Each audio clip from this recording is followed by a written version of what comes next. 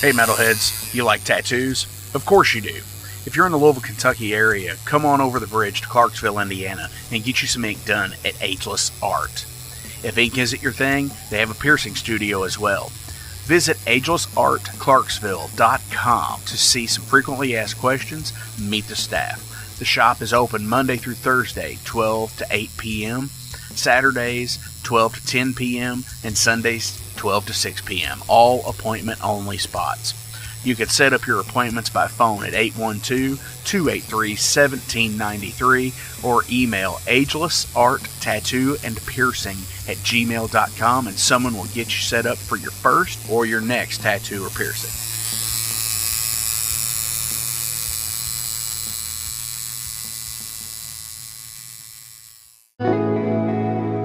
Hey, it's Jeff McNichol down here at Mom's Music, 1900 Melwood Avenue. I was just thinking, when I was a kid, the magic was at Frankfort Avenue, the Mom's Music at Frankfort Avenue, and I used to beg people to get a ride down there just to hang out with the guys and see all the cool gear. Now that I'm the owner of this store, it's like a dream come true. We're recreating the magic with the vibe that we used to have at the old store. We're carrying all the gear that you're going to possibly want. We're giving you the outstanding service and personal attention that you deserve.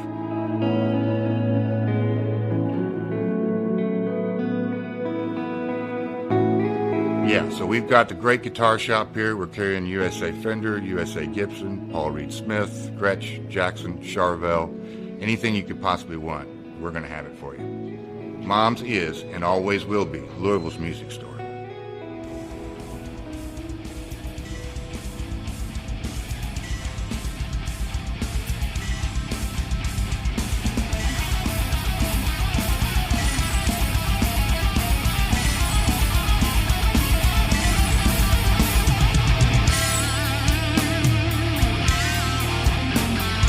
Thank you for tuning into the Metal Forge. I am Mark Jackson and I am your host. The premise of the show is pretty simple. Awesome interviews and awesome music. If you want to contact me, hit me up at metalforgeradio@gmail.com or visit the website metalforgeradio.com. And now, let's get this show on the road. What is going on, Metalheads? Thank you all for tuning into this week's episode of the Metal Forge. My name is Mark Jackson, and I am your host. And this week, I have Chevy Mcquaide Jr. from SKULLOVICH, Bastard Cross, and Unchained Tapes here in the Metal Forge. And we're going to be talking about some awesome Pennsylvania metal and tape label awesomeness. So how the fuck is everybody this week? I am doing fairly well. Cannot complain. It has been an interesting last couple of weeks for me here in the Metal Forge. As you all know, I did say something here within the last few weeks. I know that I was going to be starting to do some photography at shows, and I did my first couple, one of which I'll be reviewing next week on the episode, and that's the Who and the Haunt, not Haunt with Trevor Church, but the first show I got to photograph with like a pass was Exodus, Testament, and Death Angel at the Madison Theater in Covington, Kentucky, and it was absolutely badass, like 110 fucking percent badass. I've opened for all three of those bands in the past. They never cease to amaze me with the awesome show that they put on, no matter what era it seems. And the last time, I got to actually open for Exodus, Rob Dukes was on vocals, and now I got to see him with Zetro, and it was so fucking cool. Because, I watch episodes of the Toxic Vault and stuff like that, which Zetro does. It's like his video podcast kind of thing. So it's pretty cool. Which kind of brings me to my point here. I am always a guy who has wanted to, in my own personal music taste, I've always wanted a band that you never got the same set twice. Whether it be you could go on a Thursday and on a Saturday and it would be different both nights. Yeah, you would probably have some of the core songs the same. Like, for example, Metallica's always going to play Enter Sandman and Sad But True and One. and shit like that, right? But like getting the weird off the beaten path like Fixer for, you know, all you Load and Reload album fans out there, or Trapped Under Ice or whatever, you know, just getting the weird like off the beaten path song. Well, I noticed that, you know, I don't check Setlist FM until after the show because I don't like to be spoiled of what's going to happen. If they came out and played, like, for example, like Bonded by Blood first, you know, because Bonded by Blood is a classic, I don't like to spoil it, because I always look at the time where I take the Injustice for All tour, and I consider being in 1988 and 89 when that tour was happening, going, you know what, unless you had a relative that went to a show in the next closest city to you, you didn't know what happened. You know, there wasn't any dirt sheets on the internet. There wasn't any internet and shit like that. So you no YouTube, so you couldn't be spoiled, right? So you just had to go to the show and find out, you know, Lady Justice crashes. Spoiler alert, sorry. But I like looking at stuff after the fact on like Setlist FM and finding out that, well, you know, Exodus kind of pretty much played the entire set the same way. You know, they did 11 songs unless it was somebody's birthday, like Gary had a birthday and Lee is about to have a birthday. They do like the happy birthday thing, right? But it's pretty cool that like they do that stuff, that they do stick to an actual cool set as well.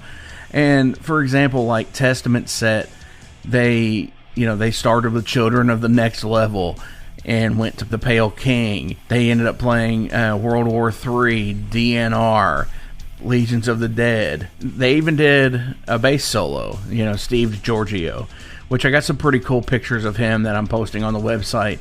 And if you follow me on any kind of social media, yeah, that's totally cool stuff. But they did, from The Gathering, New World Order, and Titans of Creation, they did 3 songs from each of those albums. You know, along with Brotherhood of the Snake, Practice What You Preach, the Ritual, The Legacy, Souls of Black. They played songs from all of those, which is totally fucking rad. So, but anyway, I digress. Getting off on a tangent here. You know, I'm good about stuff like that. So we're going to check in with Jason here in the Heavy Metal Wasteland. He's got something a little bit different for you this week, and he's going a little bit longer. So check him out, and we'll be back before we get into SKULLOVICH and Chevy Mcquaide. Hey friends, welcome back to the Wasteland. This week I want to do something a little different and highlight some albums that you may have missed during the height of COVID in 2020 and probably the first half of 2021. So the first one I got today is the band Witch Hazel from the UK. Their third album, Witch Hazel 3 Pentecost, released back in the fall of 2020. And I have to say, this album might be my favorite of the last few years. They are a predominantly Christian-themed new wave of British heavy metal band. But don't let that scare you, because if you are a fan of some awesome riffs and musicianship, this album is probably right up your alley, I would imagine. There's all kinds of styles on this album, from hard rockin' to acoustic vocalists.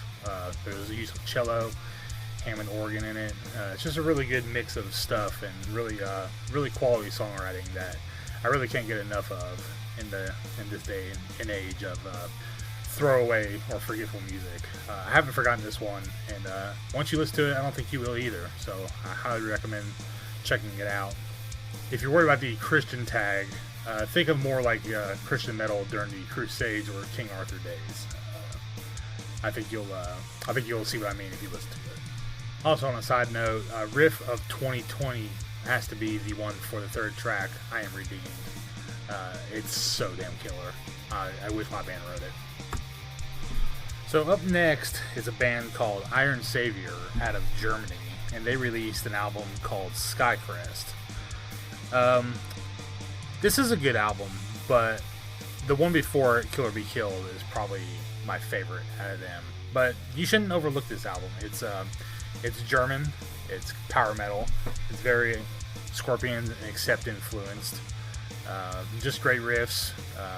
It just seems like the guys really have a good time writing their songs. It's all about staying positive in the throes of evil and, the powers that be that try to hold their foot on your throat every turn you make, stuff like that. So, yeah, check these guys out. They have a pretty extensive back catalog going back to 1997 or 1998. So, yeah, if you're looking for some good German power metal, you can find pretty much all you may need for the moment with Iron Savior. I highly recommend them. So for this next one, I'm going to make a sharp left turn, and I'm going to recommend the Vader album, Solitude and Madness. This came out in May of 2020, and it's almost a grindcore album if you consider 11 songs in less than 30 minutes grindcore. Probably like a second cousin to grindcore. But man, I love this album. It's short, right to the point, doesn't overstay its welcome, heavy as shit. The drumming is amazing, which I just found out that the drummer actually left Vader earlier this year, so this was his swan song, and it is quite the statement.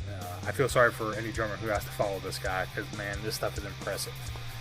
Incineration of the Gods is probably my favorite song on here, but really, the whole album is just pretty solid front to back, and you can listen to it during your commute to work, either in the morning or in the afternoon, and probably get it all in. So if you're not really into the faster stuff or the kind of death metal-ish kind of stuff, you may not like it, but you should really give it a chance. There's some really groove laden riffs on here, even though the drums are really high BPM for most of the songs. But I really enjoy it, and this is some of the only death metal that you can actually understand the lyrics to, which is nice. Some of it's a little much, but if you're needing a death metal fix, or maybe light grindcore, you should check this one out, and you may really enjoy it like I did. My next recommendation comes from the great state of Texas, and it is the band Spirit Adrift with their Enlightened in Eternity album. This was the album I discovered them and really fell in love with this band. It was a very close second to my favorite album, which was the Witch Hazel album I mentioned a few minutes ago. This band doesn't cease to amaze me, everything they put out, and they just have all their influences like right there in your face, yet they keep the Spirit Adrift sound, which is amazing, that they really don't veer from it. Like, you can tell from the tone and from the style of playing who it is, but every song sounds a little different, and they don't really repeat themselves too much, which is pretty awesome. Some of it might have some 80s drumming influence, some of it has some modern stoner metal stuff. It all works, and I really like this band. I'm rooting for them to be one of the biggest bands in metal, because God knows that the bands at the top kind of suck nowadays, if you know what I mean. Yeah, Spirit Adrift, check them out if you have not.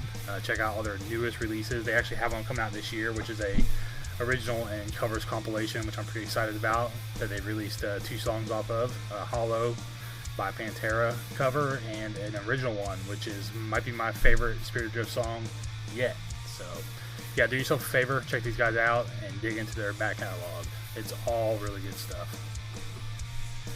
The next one I want to tell you guys about is a band who I am familiar with and friends with, called Neverfall. They are from Greenville, South Carolina, and if you heard these guys and didn't know that, you would swear they were from the Bay Area, because this is a pure Bay Area thrash through and through. They are not ashamed of it, and nor they should be. They're a bunch of young kids. I say that because I am 42 and they're all in their 20s, so I'm extremely jealous of their stamina. But enough about that. So yeah, just check this one out. This is called Admit One. It was released back in June. It's 6 songs, about 20 minutes long, all killer, no filler, as they say. I highly recommend checking this one out if you're a fan of any of the Bay Area thrash bands, Exodus, Testament, Death Angel, yeah, stuff like that. So yeah, Neverfall from Greenville. Hopefully, like Spirit Adrift, they become one of the bigger thrash bands in the next decade or so. I think they really deserve it, and they have the chops for it, which is more important. So check them out. And also, be sure to keep an eye on their tour dates. They play a lot, so they might be coming to a town near you if you're listening to this, especially on the East Coast. Alright guys, for the last recommendation, we are going to go back to Germany, and I'm going to tell you about a band called Stallion and their album Slaves of Time. The only thing these guys are a slave to is a huge, mighty, fucking nasty riff, because this album has got them. They're very glam influenced in the singing department. Don't let that scare you off, because this band is fucking legit. I actually discovered them back in January of this year, but since their album came out in 2020, I figured I'd let you guys know about it. Just take the good elements of glam, like the fun, the originality of the early glam stuff, you know, early Crew, maybe early Rat, Kiss, stuff like that. And these guys just crank it up past that.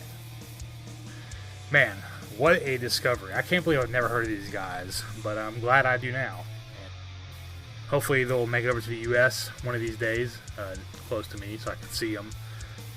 They look like they're a lot of fun on the videos I've watched, and you can tell in the songwriting that these guys just live, breathe, and eat heavy metal and everything about it. I always enjoy a band who hasn't a shame and just puts out what they love. It's what true artistry should be and never shy away from. So I hope you guys have discovered something I've recommended on the Wasteland, whether it's off this episode or any past one. And yeah, there will be more episodes in the pipeline coming later this month and in the near future. So as always, guys, stay safe and stay heavy, and we'll talk to you next time. Dude, Jason, that is badass as usual, and thank you so much. And please check out the Ale Horn podcast, where I was a guest on Jason's show earlier this week. You can find it in the same place you can find the Metal Forge, on Apple, Spotify, etc. Thank you again so much. So, let's get into this. This, for all you Frank Frazetta fans out there, this is SKULLOVICH, Death Dealer.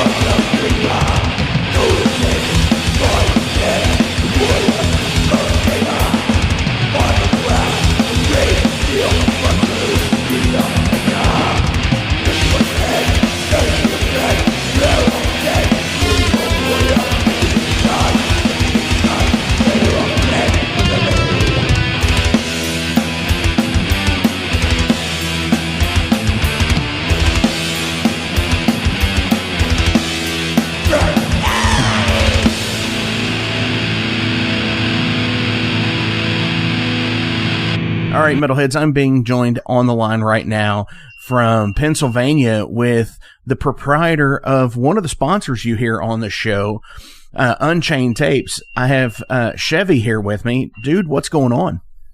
Hey, what's up? Nothing much. How are you?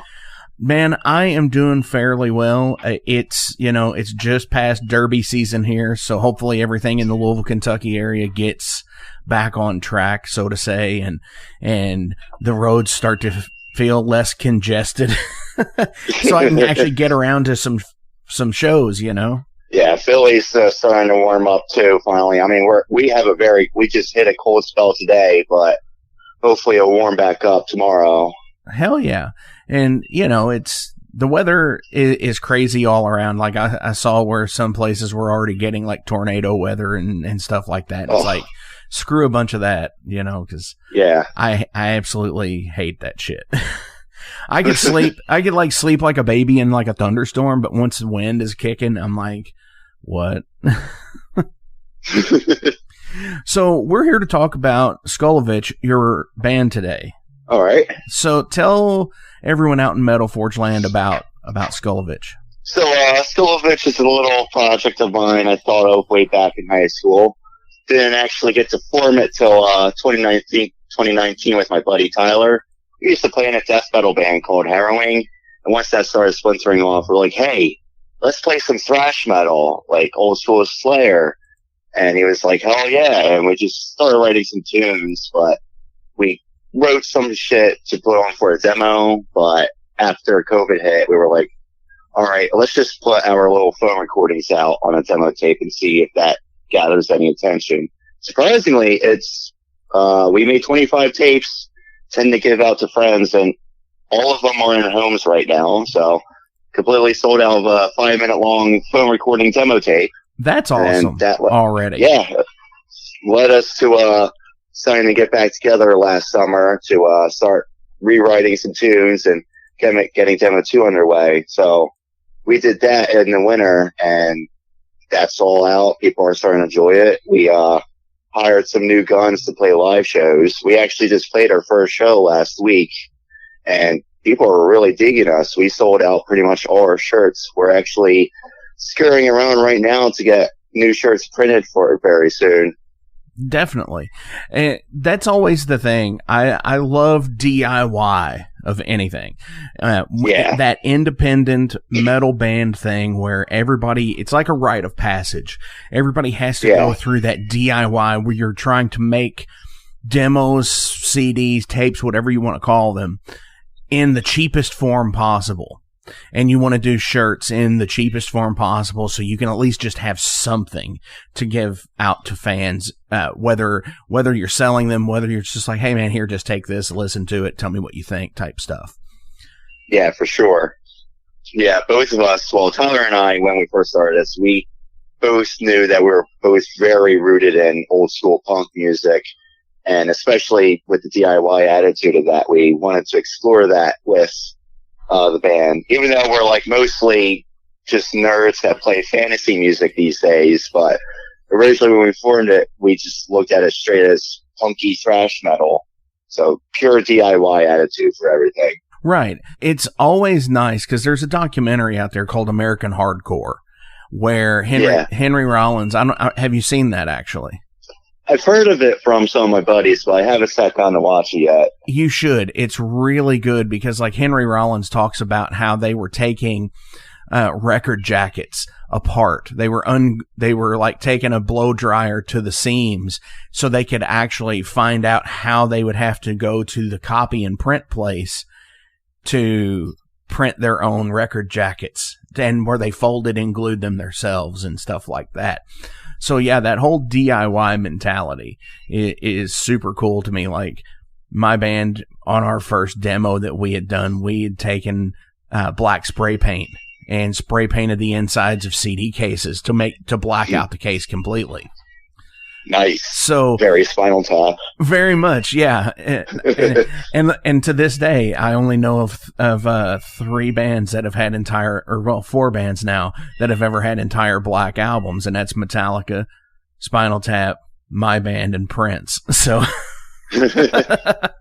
But yeah, the just the whole rudimentary thing of how to get into something and do it from a very base setting is super cool to me. Yeah. And I applaud any band that goes the DIY route for anything. Definitely. So the SKULLOVICH Demo 1 is the phone recordings, correct? Yeah. Yeah, it was like overdubbed, and I used like some fake audio mixer app on my phone to like make it sound clearer, and I like overdubbed solos over it like later during quarantine to make it sound more fresh rather than just a muddled mess. Absolutely. And you know what's crazy about it is, like, when I listened to it the first time, it seriously has this feel of straight up 80s demo. Yeah, that's exactly when we went for it. Flames of Chaos, that was written like years ago when it was just a jam band with my high school friends, and it eventually turned into that. But A Storm, I like wrote it like in the middle of a practice. Tyler dug the shit out of it instantly, started headbanging to it. He's like, oh, this has to be like the opening song for anything we do now. So that's set in stone. But those two songs, they're very special to me. I'm glad people really dig them too. Definitely. And I think that's the thing where, you know, most musicians always have an affinity for like the first things they ever write. Yeah. Because I think being an artist is when that changes things, and you just, that's when you realize that I can do this, which is definitely pretty hard. So the other demo came out back here just a few months ago in March. Yeah. Which is 3 songs. It's just under 12 minutes, which again has this total straight up DIY, like 80s feel to it as well musically. It's obviously it's a little bit better as progression goes. It should be a step up, which it is. So what's coming up after that? So we're already writing more songs. We when we wrote Demo 2, we wanted to keep it like a mix of everything. Our motto for going with Demo 2 was power, speed, and death. With Keeper of Fate, you can hear like the old school 70s art rock vibes, and especially like US power metal on it. And we wanted to keep that melody moving forward. Nightmare, I wrote that like while in a Candlemass binge, and I was like, we need to just explore just heavy sounding shit too. Death Dealer though, that we wrote that back in 2019. That was supposed to be on the demo recording, but we didn't finish the song before quarantine hit, so it was just like a 30-minute teaser for the end of the tape edition. Okay.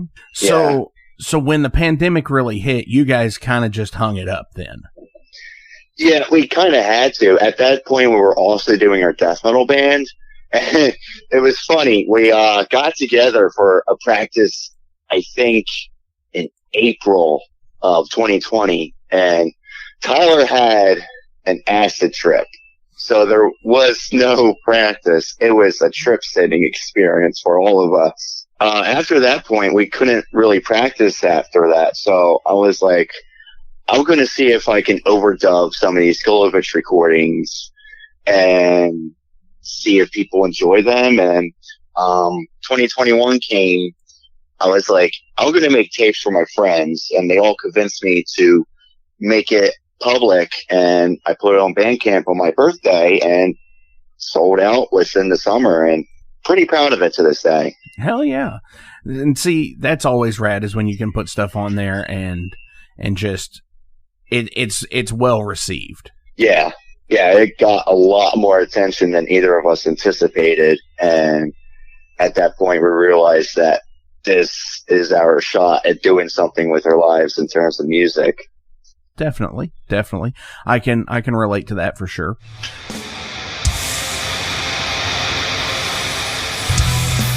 Hey everybody, let me tell you about the new sponsor to the Metal Forge, Unchained Tapes. They're an independent Pennsylvania tape label. They focus on extreme metal and punk with a killer approach to the tape scene. Visit their web store at unchainedtapes.bigcartel.com now to get your fill of tapes. And for being a Metal Forge listener, enter the code METALFORGE10 at checkout to get a 10% discount on your total purchase. That's unchainedtapes.bigcartel.com. Hey, it's Mark Maxwell at Maxwell's House of Music. Listen, all this stuff is now available to purchase on our website. Check it out at maxwellshouseofmusic.com. We carry all the top brands, like Fender. We got Gibson. We also have basses. We've got ukuleles. We got drums. We've got sound gear. We've got keyboards!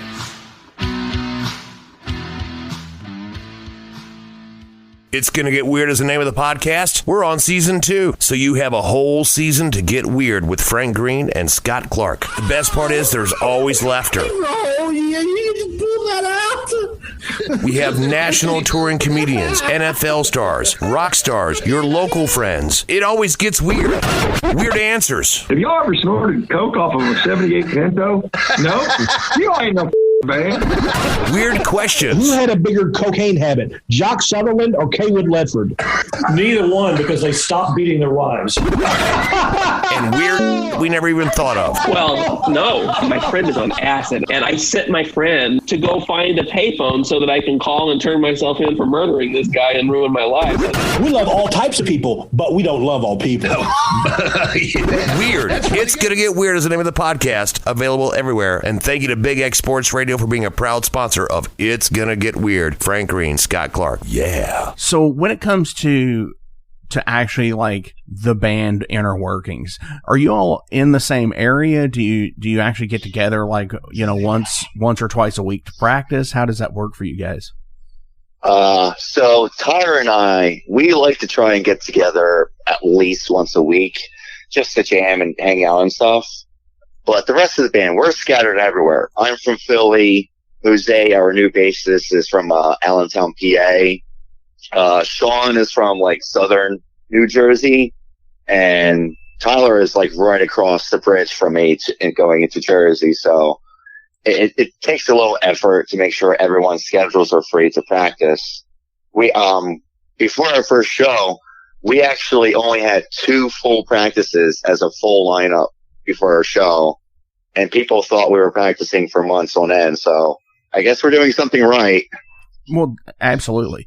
That seems to be the case with a lot of bands that I've noticed these days, is they will have members scattered all over the place, and maybe we'll get together maybe once or twice before the actual tour begins or anything like that, shows, whatever, and we'll just hammer out the songs for a couple of days and then just take it and go, run with it. Yeah, we like to try and do at least 2 practices a month. But, with schedules, we can only do so much. For sure. I get that. So you're, as you said a minute ago, you're currently writing for something new. Is it going to be like another demo, or are you actually going for like an EP or a full length? How are you going to do that? So we're shooting for a full length, though. I mean, I'm not opposed to doing another demo and just release like a demo trilogy, but current plans is to write 4 to 5 more songs and re-record everything we have and just release it all as a full length. We're going to try and start recording, I want to say, hopefully in the winter, but knowing how SKULLOVICH rolls, it could happen in late into next year. Okay. Understandable. Because like I said, you do have another few things that you do aside from this, so getting busy with that and versus anything else. Yeah, I get that. So you'd mentioned the thing of recording the demo songs again and adding another 4 or 5 songs to it. Now, other than what you've done on the 2 demo recordings, do you actually plan to go to an actual studio or a friend's home studio, or do you have a home studio now, or are you building towards one? At this rate, it all depends on our budget. Demo 2, we went with an actual recording engineer, he normally does sound engineering for Midnight's live shows, and I helped him put out his Punk Band's demo tape, so kind of had a freebie right there with recording. So I got the good hookup on that. He actually showed me a good bit on recording, so I could do it on my own free time to help speed up the release. But yeah, it all depends on our budget for moving on. We would like to do like an actual studio. We did that for our death metal band years ago. That was a fun experience. Going to the studio really is to me, it can kind of get nerve-wracking because I look at the clock and I see dollars ticking away. So. Oh yeah, that's exactly how I see it. And I'm just like, come on, guys, get your shit together. Come on. Let's as little takes as possible. You know, get it done in like 2, maybe 3 takes. That's it. Yeah. But again, that's the DIY thing in me too. Yeah. I want to switch gears. I want to ask you, because we've talked about SKULLOVICH here, let's talk about Unchained Tapes also. All right. So tell me about how Unchained Tapes began. Okay, that is a good story to talk about, actually. So, I was mentioning me and Tyler's old death metal band. Yeah, when we put out the release, I went through, I think, CD Baby to print out CDs out. And me and the guys were talking like, hey, I know how to dub tapes. Do you want me to release tapes? And everyone was like, sure. And I put out tapes. It was limited to 20, but I think I only printed 10 because it wasn't really selling. And I thought about it. I was like, I kind of like printing tapes for bands. Maybe I should do something with this. And I thought about researching how to do this kind of thing. And, during 2020, during quarantine, I had a job, but because it turned remote, I was stuck at home, not really doing anything and still getting paid. So I just took the money and just bought like 100 blank tapes, and I bought a cassette duplicator, and I was like, I'm going to bootleg some Demolition Hammer tapes as a test run, see how this goes. Oh, I also bought a new printer to properly print J cards. Okay. And I designed my own compilation of Demolition Hammer demos. I just figured, I'll do a compilation of all their demos. And I looked at it, I was like, wow, this looks kind of professional, not amateurish. And I hit up Cruel Bomb. I'm not sure if you guys had them on the show, but they're really killer PA thrash metal. And they were like, yeah, dude, let's do some tapes. Sold out, and I was like, I gotta keep doing releases. And 20 releases, I think I put out about 1,500 cassettes, all printed and dubbed by myself. Wow. And you just bought like duplicators. That's it. And you were when I first started out, I didn't know like what I should get, so I just bought according to budget. And the one I got, it was weird. You put the master tape in, and there was 3 that you could record on. 1 ate the tape. 2, the second the B side would be a slightly quieter, and the third one, if you didn't clean it, it would warp the sound up very slightly. So I had to constantly clean this machine, like every few tapes recorded. And then once I made some money, I got a brand new one, and it works like a charm. It's a Sony machine too, so. You know, it's good quality. For sure. And they're not entirely cheap, but they're not crazy expensive either, right? Oh, yeah. I spent, I think, $250 on this tape duplicator.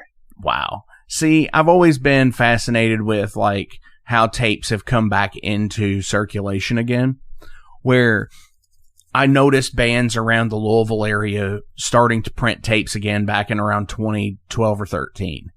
And I was told from somebody, it's like, well, you know, their fan base, you know, for the guys who are printing tapes in these bands today, their fan base are getting all these cars handed down to them that still have tape decks. Yeah. And I was like, wow, you know, I didn't think about it because, like, for me, when I started getting cars with CD players and stuff before the auxiliary ports were put in there, I was like, wow. Holy crap, this has a CD player. What am I going to... I got the giant book of CDs to take with me. So it's interesting to go back to a technology like that. Yeah. And I know tapes are a lot cheaper than CDs and especially records. So I know supporting bands by getting a tape is like the cheapest way to go about it. Like, I'll admit, I probably haven't bought a CD in like a few years, but since I can't always afford to get a record from my favorite underground bands, I'm either messaging them if they have tapes planned or just buying them tapes from them. Right. Because if I don't see tapes on someone's Bandcamp page, I'm emailing them like, hey, you need tapes made? Absolutely. And why shouldn't you, you know? Because that's one of the things now where the independent music scene today, you can go through pretty much anybody for any type of your release. You can hit up so-and-so to do your vinyl release. You can hit up so-and-so to do your cassette release, and somebody else can do your CDs. And even it just not limited to the physical media like that. You can actually even reach out to people to do like patches and shirts and stuff for you and everything. And because there's always somebody, it seems like, that's involved with something else like that. Somebody knows somebody who they recommend, you know? Oh yeah. There's connects for almost everything. Once you start networking in the, music industry, you'll have a connect for almost everything. Like the guy that recorded my other band, Bastard Cross, he was like, hey, my little brother makes patches. I was like, oh, let me hop on that right now. Yeah. And to me, I'm that guy where I'll go to a show and I will buy patches before I'll buy shirts. Yeah. And because I don't have sometimes depending on who you're going to see, $45 to $30 to $45, just say, to buy an actual shirt. So I'll buy a patch if they have that. But I don't like to leave a show empty-handed either. Yeah, I feel like the only shows I come back empty-handed are like the bigger shows. Like, for instance, like I was just at Testament, Exodus, and Death Angel. I've seen all those bands. I already have merch from them, so it's like, I don't really have the money to dish out for this. But like tomorrow, I'm going to a local death metal show, and I'm pretty sure I'll be walking out with a tape from someone. Oh hell yeah! You know, that's interesting that you say that about the Testament and Exodus Bay Area Strikes Back tour, which is totally awesome to me because looking at like the ticket prices on that tour, they were really inexpensive. Yeah, compared to, they're a little bit expensive here in Philly. They were about with the Ticketmaster fees, totals were $50. Okay. But it's still kind of cheap compared to like bigger bands like Maiden and Priest. And even still, like Maiden and Priest, I think two of the 3 times that I saw Maiden, I paid like $110 after fees. Yeah, same here. And it was like super close still. And one time I bought lawn seats that were like $25. But yeah, it's not like going to see like Metallica or anything like that, where they've pretty much handled all of their general admission was like $135 to $170. Yeah. So yeah, that's a bit much. With Unchained Tapes, can you give us some insight? Maybe let some cat out of the bag on some upcoming releases? So I'm gonna be honest. So I have like a quick workaround time. Like once a band hits me up, I'm like, all right, give me like 3 weeks. That's all you need. I'll have it. Like, I'm actually, after this call, I'm going to be putting around a J card for this, metal punk band called Wild Times. I forget where they're from, but they, showed me their new release. I was like, damn, this is good. I agree to releasing this. So I'll probably be out when they decide to release it, which I think is late June. Like I said, I have a quick workaround, so they'll have their tapes in time. Absolutely. Which that's pretty cool. That, you know, because especially like in the vinyl world these days, it's crazy because the last time I priced vinyl, they said that there was a year wait before you would have it. Yeah. And for being a musician that if you're not constantly like putting stuff out, it's hard to stay on top of that, and you know, you could really be forgotten pretty fast. Oh yeah, especially in the digital age. And to sit there and to say that, okay, it's going to be a year before you get this. So it's like, do you do it at that point? Do you do a vinyl? And with vinyl being so popular to fans, do you take the time and say, okay, well, here's this. Here's a digital copy for your vinyl purchase, but you just know in a year that you're actually going to get a physical copy of it. And then it's like, yeah, do you even still play those songs a year later? Because it's been a year, you know? Yeah, I'll admit, I have like a record pre-ordered from, I don't even remember when I pre-ordered it. And like, I messaged the label a while ago. It's like, hey dude, I know the vinyl plan is crazy, but, when's the record coming in? He's like, man, I wish I knew. I was like, oh boy. Oh, that's insane.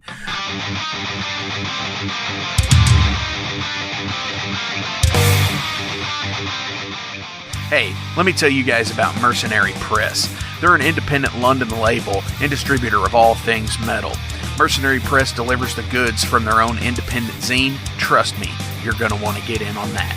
To distributing various bands from all over the world, including Cramp from Spain and Sadistic Force from Texas. Visit mercenarypress.bigcartel.com to find out what all they have in stock and what you can order.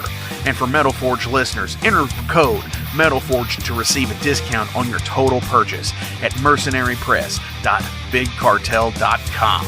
Check it out now.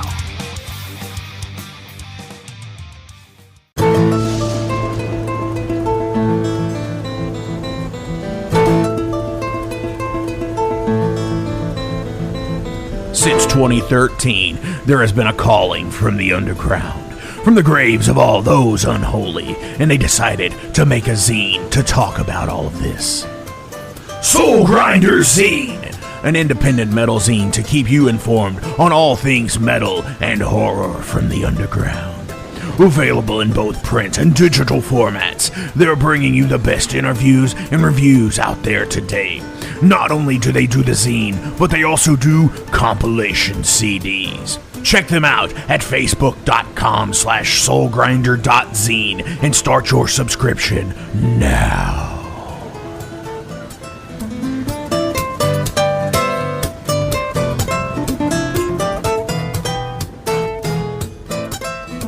So let's go ahead and ask you some general profile questions, switch gears over into that, and find out more about Chevy the person rather than the label proprietor and musician. What's the best advice someone has ever given you?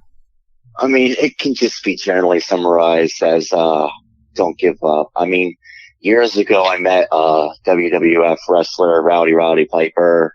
Nice. And he autographed my picture, and it just simply said "Dare to Dream," and I like really took that. I was like, I could be anything I want. I was like, I don't really know what this means, but I'm going to dare to dream. And yeah, here I am. Hell yeah, I am a huge Hot Rod mark. So, oh yeah, absolutely. Roddy Piper, one of the best ever. What is the worst album by your favorite band?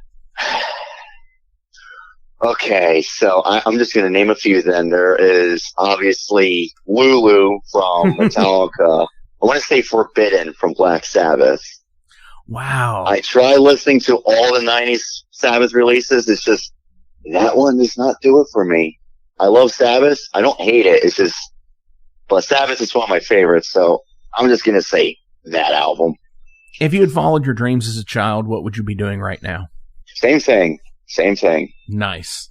That's when always... when I was very little, there's VHS tapes of me just moshing around to Sex Pistols. I actually dug it up recently. I was like, Daddy's Little Boy, what the hell is this? I put it in. First thing I see is my dad saying, Daddy's Little Mosher, and here's me just running in a circle to Sex Pistols. I was like, oh my goodness, nothing's changed in 20 years. That's great. And my dad got, Yeah, I guess this is a little embarrassing and cringe for me to admit, but like 2005 Guitar Hero came out. That was my dad's birthday present for my mom. And I was like, this game looks stupid. And he started playing it. He's like, son, play this. And I was like, I'm going to pick Iron Man. And like, when you're 7, you have like such a broad imagination. And I'm like imagining myself playing to a crowd to Black Sabbath. I'm like, well, that's it. That's what I want to do. And just years go on and I eventually get a guitar, start learning. Boom, here I am today. Absolutely. And see, I predate the Guitar Hero thing. And when I actually had picked it up the first time, it was so awkward and foreign to me that I was like, yeah, what the fuck? This ain't playing guitar. What? Because it's like, it's completely different. Yeah, I remember years ago, I was like, let me play this again, just for all nostalgia's sake. And I couldn't play it. I got so used to playing actual guitar, I was like, how do I play this? What the fuck? Right, exactly. Exactly. What's your biggest regret? I have 2 regrets in life. Not seeing Van Halen and not buying Emperor's Return by Celtic Frost for $10 when I had the chance. Oh. Yeah, there was this old record store I went to as a teenager. They refused to sell records for what they were worth. It would always be $4 or $10. I've bought so many old school metal records there, and I saw Celtic Frost. I didn't really know them at the time. I was like, well, this is such a cool cover. And I went back. I told my dad about it. He's like, you should have bought that. I was like, damn it. And I went back the next day and it was gone. I was like, damn it. Right. So is the store still there? Oh yeah, no. Both the owners passed away I think in 2018. But yeah, I was actually their last customer before the first owner passed. Oh man. See, that's awful. I mean, yeah. I think music stores, should take a hint from stuff like that. Record stores in particular, because, sometimes it is, if it's something that's really sought after, you don't have to gouge people for stuff. Oh, yeah. Like, I'm not going to name drop the record store, but me and my girlfriend were going shopping on record store day at this one kind of indie rock kind of place that sells a lot of old school stuff sometimes. Mm-hmm.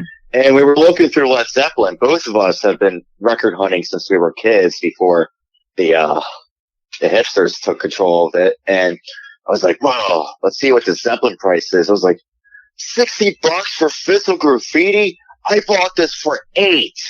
Oh, yeah.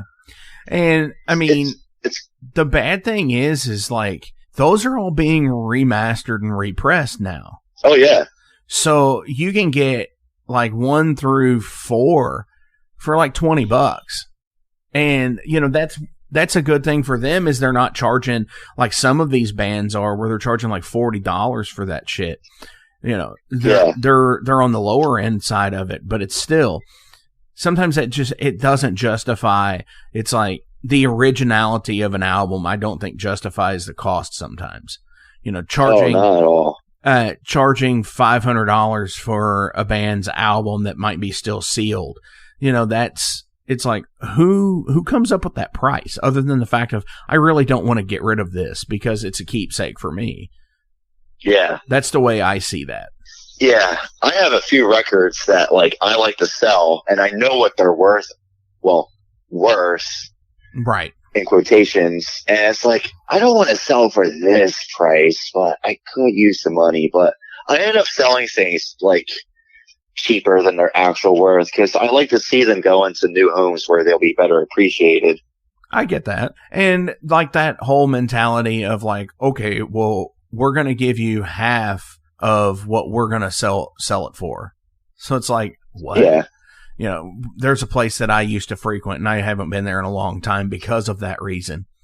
And it was just like, well, I know you're going to put $120 on it, but you're going to give me like $50. What the hell? What do you invest too much time into?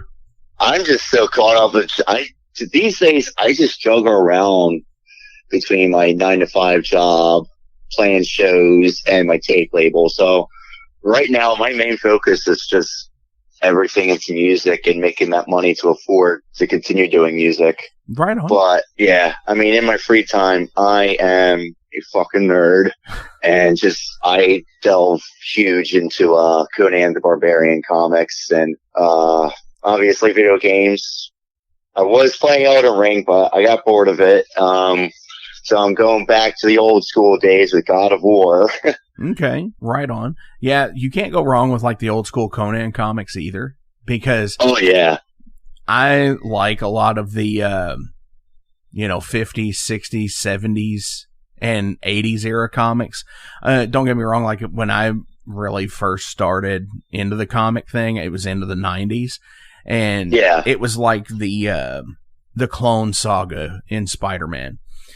But like going back and seeing like older comics and such, there's some real gems out there for sure. Yeah, it's not always a key issue.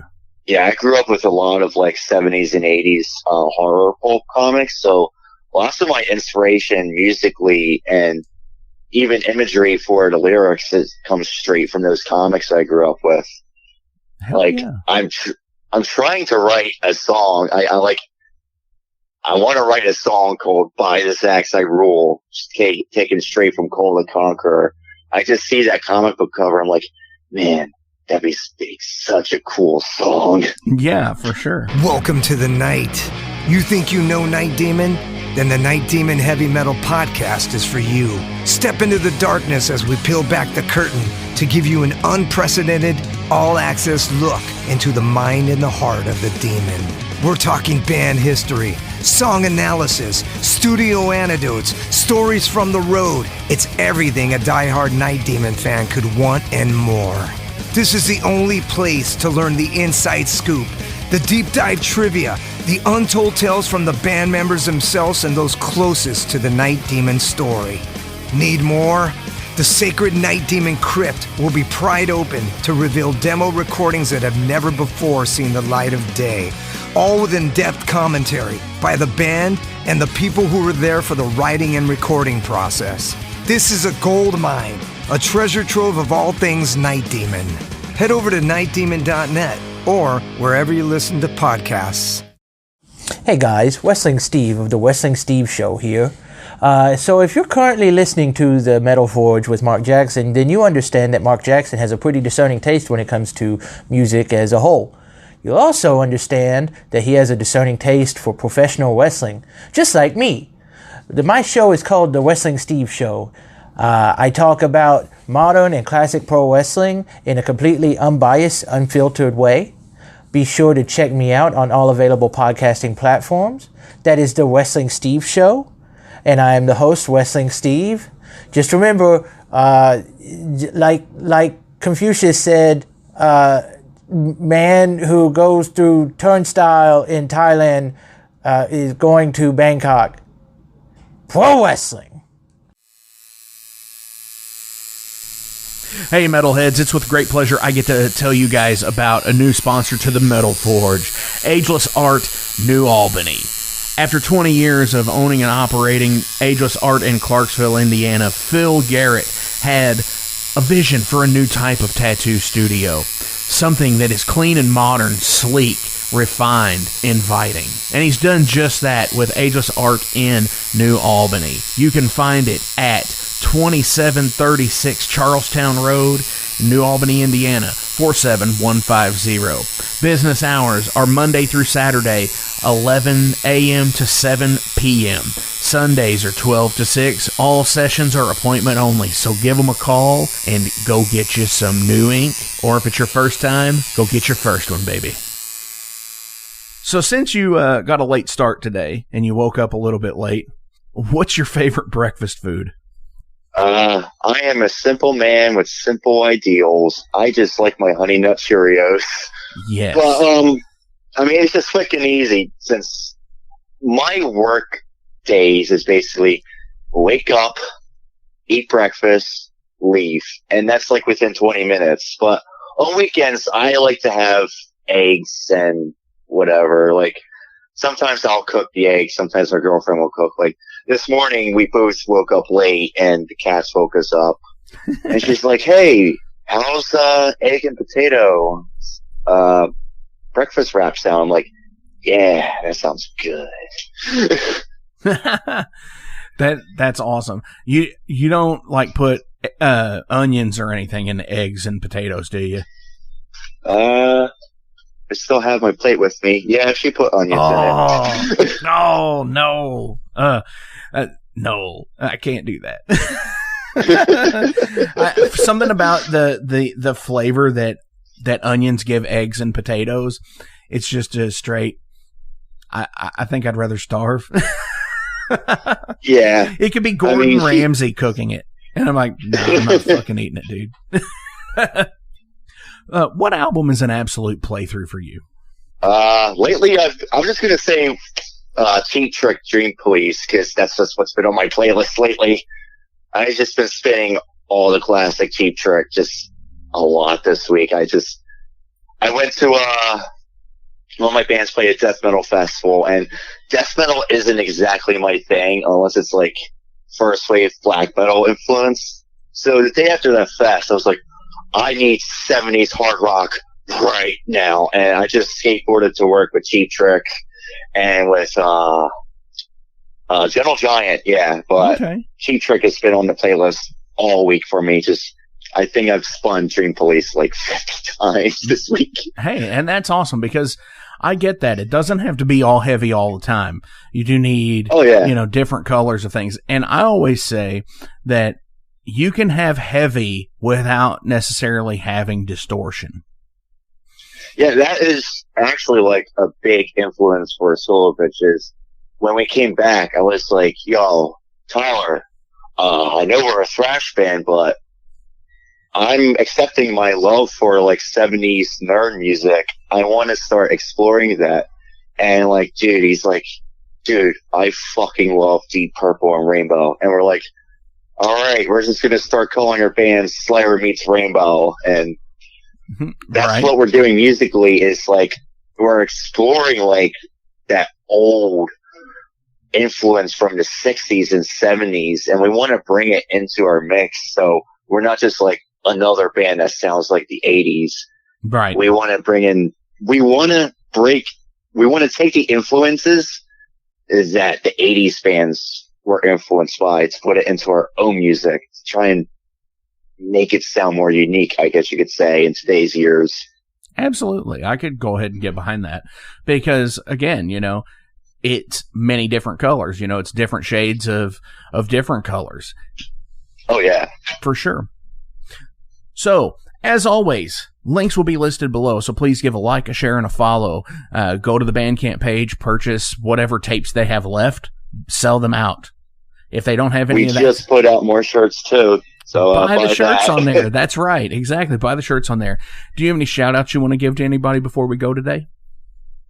I want to give a big shout-out to Brian Mikas of Trader. He's the dude that recorded our demo and got us for our very first show. So big shout out to him. Hell yeah. Absolutely. I usually ask a question at the last deal is what album changed your life, but I'm not going to ask that today. I'm going to throw you a curveball here. I'm going to ask you to give a piece of advice to somebody who is wanting to start a label. Just what would you tell them? Make sure you got the funds to do it, and do not be afraid to network at all. I am an introvert.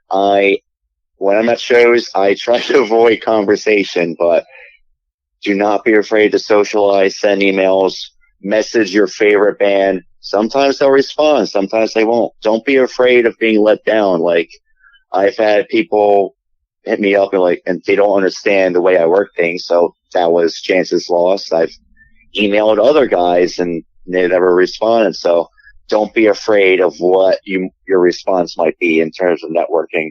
Definitely. I will second that as well. Don't be afraid to send that email or make that phone call. However you have to do it. Don't be afraid to do that. I agree with that because for me doing this show, I have to send a lot of messages. I have to send a lot of emails. I have to follow up on emails and, just to get some guests on the show. And you have to be able to do that for sure. Oh yeah. networking is pivotal for anything these days.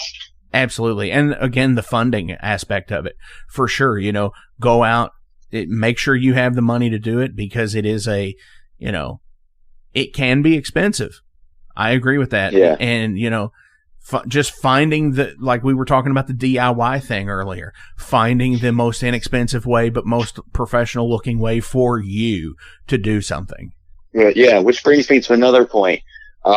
Know your worth as a label. Don't just put out everything. I started off charging very cheap prices. I mean, you had to, it's just starting out, but as I've developed my sense of professionalism with the label, I started knowing my worth. So I'm charging the price I know is right. And the band can charge $8 or $12 for all I care, as long as I make my money.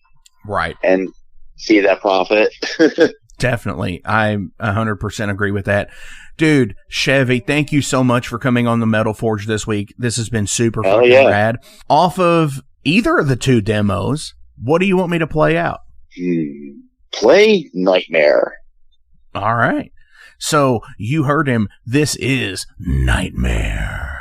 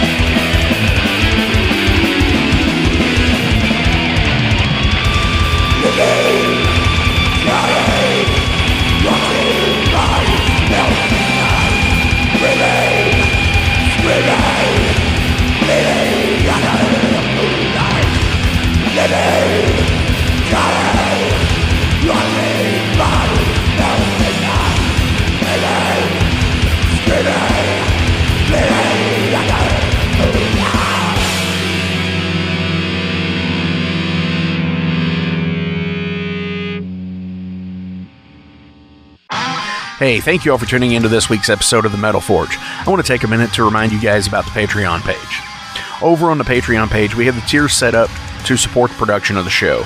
We feature the Down and Dirty, which is just $1. There's nothing special for that one, it just sends me a thank you because every dollar helps. Then there's the Double Down and Dirty. Much akin to the Down and Dirty tier, everything helps produce the show in the end. You make your presence known, and I appreciate that more than you realize. Thank you for being a dedicated friend and supporter to the Metal Forge. By selecting that tier, you will receive some cool Metal Forge stickers in your mailbox. Now, we're really going to start pounding the metal madness with the Apprentice Metalhead for just $5 a month. By becoming an Apprentice Metalhead, you'll be given early access to the shows, published 24 hours before everyone else gets it. You're also going to receive 3 entries in any contest that we do here at the Metal Forge. You're also going to receive a 10% discount on all Metal Forge merch, and you're going to receive a sweet Metal Forge patch for your battle jacket or backpack. And now, here is the big one. This is the Master Metalhead for just $10 a month. By becoming a Master Metalhead, you will receive a hand-numbered Metal Forge Master Metalhead membership card. You're going to be given early access to the shows as well, with 36 hours before everyone else. You're going to receive 5 entries in any contest that we do here at the Metal Forge. You'll be able to submit audio questions that I will use on the show of you asking questions to the upcoming guests. Remember, timing is everything, and you will need to keep up with the upcoming guest list on the website. You're also going to receive advanced knowledge of any new merch coming out and be given a 25% discount on all Metal Forge merch. And you're also going to get all of the other rewards from the other tiers. So visit patreon.com/Metal Forge Radio today and help support the Metal Forge. Rock on.